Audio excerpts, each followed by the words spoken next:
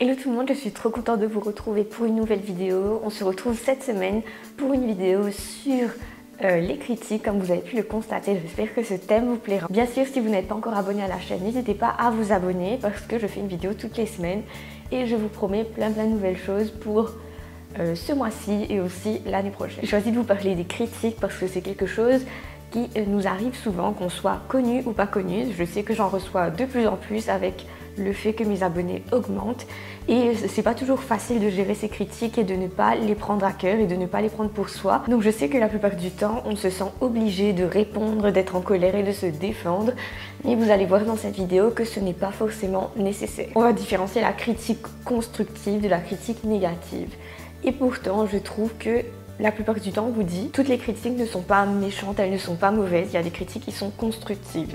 Je suis d'accord avec celle-ci, je pense vraiment que pour définir une critique constructive d'une critique négative, il faut faire confiance à son instinct.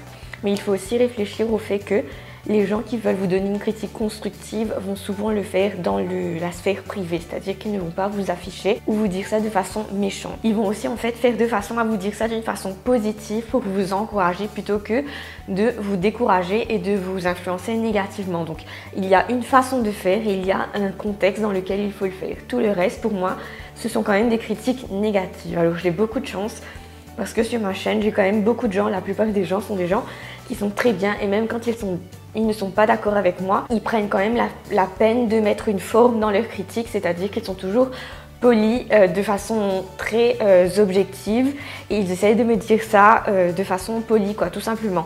Donc c'est comme ça pour moi que je fais la différence entre une critique constructive et une critique négative, c'est-à-dire que la personne n'est pas en train de t'agresser. Deuxième chose, c'est que quand une critique n'est pas constructive, elle peut être soit négative, soit elle est juste un avis.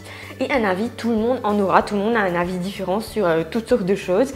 C'est pas parce que quelqu'un a un avis que ça compte et ça ne veut pas dire que c'est pas parce que quelqu'un a un avis que son avis est valable et qu'elle a raison. Peu importe combien de justifications quelqu'un peut vous apporter sur son avis, ça ne veut pas dire qu'elle a raison et ça ne veut pas dire que vous devez l'écouter pour autant. J'ai une expression importante pour vous, c'est que ce qu'une personne dit, ça la définit elle et non pas vous. Donc la personne va vous juger avec ses propres paradigmes. Même si les gens pensent de façon pas négative, en fait, les gens sont persuadés que leur avis compte. Et c'est vrai, on est dans une ère où tout est connecté, les gens sont persuadés qu'ils doivent mettre leur avis partout. Et la plupart des gens qui critiquent veulent projeter sur vous, sur les autres, leur manière de voir les choses, comme si c'était une façon de penser universelle. Or c'est faux, ne laissez pas quelqu'un vous définir en fonction de qui ils sont et de comment ils voient la vie. Ce n'est pas la vérité, ce ne sera jamais la vérité et il n'y a aucun des deux parties qui va détenir la vérité universelle. Chacun doit faire en sorte qu'il voit le monde comme bon lui semble et ne doit pas écouter quelqu'un qui veut lui imposer une façon de voir le monde et de voir les choses et de se voir soi comme eux ils le pensent. Autre chose, c'est que je sais que des fois les critiques sont justifiées, c'est-à-dire qu'on est plutôt tenté de penser que ces critiques-là nous définissent. Ça peut être juste ou en partie juste, mais même quand quelqu'un a raison, il ne faut pas se sentir obligé de lui donner une explication. Je sais que c'est très difficile de ne pas se justifier, de ne pas se défendre, surtout quand c'est une critique personnelle qui est même à l'opposé de ce qu'on est. On a envie de se défendre, de dire mais non, t'as rien compris. Enfin bref, on a envie de faire ça. Or, j'essaye moi maintenant de désapprendre cette façon de faire. Donc tout le monde ne mérite pas vos justifications et vos explications, peu importe comment peu importe à quel point ils ont mal compris ce que vous vouliez faire passer ou qu'ils ont mal compris qui vous vouliez être ou ce que vous vouliez dire. En fait, tout le monde ne mérite pas ces justifications-là. Honnêtement, je ne connais pas de gens qui ont réussi ou qui aspirent à réussir et qui perdent leur temps à critiquer les gens. Votre univers, votre monde, votre profil social, enfin votre profil sur les réseaux sociaux, tout ça, ça fait partie de votre univers et ça devrait être comme votre maison. Donc vous ne laisseriez jamais quelqu'un entrer dans votre maison avec les pieds plats de merde, désolé pour l'expression.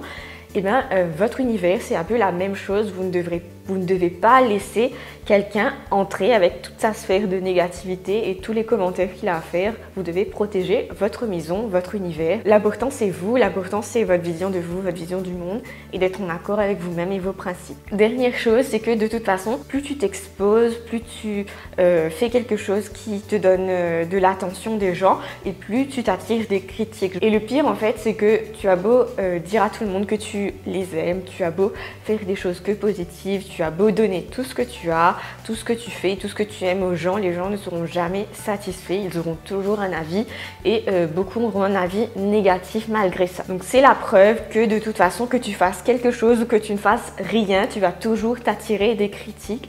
Mais ça ne veut pas dire que tu dois faire attention. Il y a une citation très connue qui dit que la seule façon de ne pas être critiqué, c'est de ne rien dire, de ne rien faire et de ne rien être. Et je trouve ça bien vrai quand ça définit la situation par rapport aux critiques. Donc j'espère que cette vidéo d'aujourd'hui vous aura motivé à faire moins attention aux critiques et à surtout choisir vos critiques. Donc voilà, cette vidéo est finie. J'espère qu'elle vous aura aidé. Dites-moi en commentaire ce que vous en pensez. Moi, je vous retrouve la semaine prochaine pour une autre vidéo. Je vous dis à très vite et prenez soin de vous bien sûr.